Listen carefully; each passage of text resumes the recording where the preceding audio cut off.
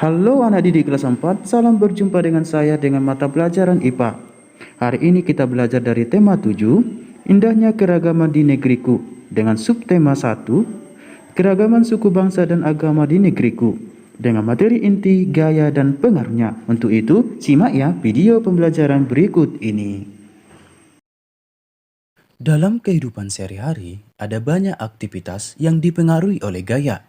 Mulai dari bermain layang-layang, bermain sepeda, memindahkan buku, mendorong mobil, atau membuka pintu, semua itu adalah dipengaruhi oleh gaya.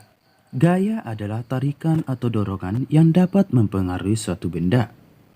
Besar kecilnya gaya dapat diukur melalui alat dinamometer dengan satuan Newton.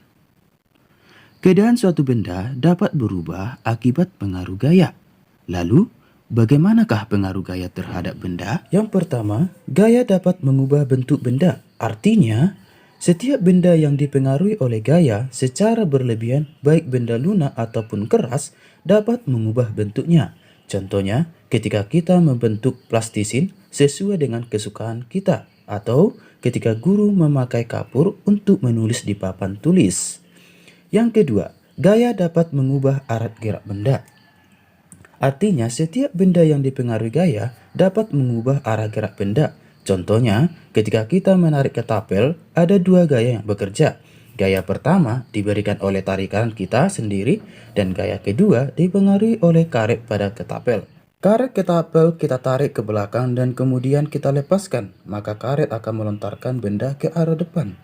Gaya yang dimiliki karet dinamakan gaya pegas. Yang ketiga, gaya dapat mempercepat gerak benda. Artinya, setiap benda yang bergerak lambat dapat dipercepat dengan menambah besarnya gaya.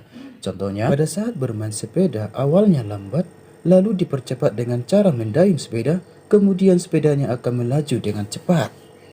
Yang keempat, gaya dapat memperlambat kecepatan benda. Artinya, selain mempercepat benda, gaya juga dapat memperlambat kecepatan benda. Hal ini terjadi dalam bermain sepeda.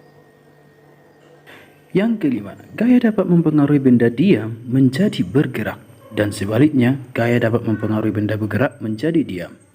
Benda yang diam awalnya, jika diberikan gaya, maka benda tersebut akan bergerak. Lalu benda yang bergerak dapat berhenti, bisa kita lihat contohnya ketika berkendaraan sepeda. Sampai di sini paham ya tentang pengertian gaya dan pengaruh gaya.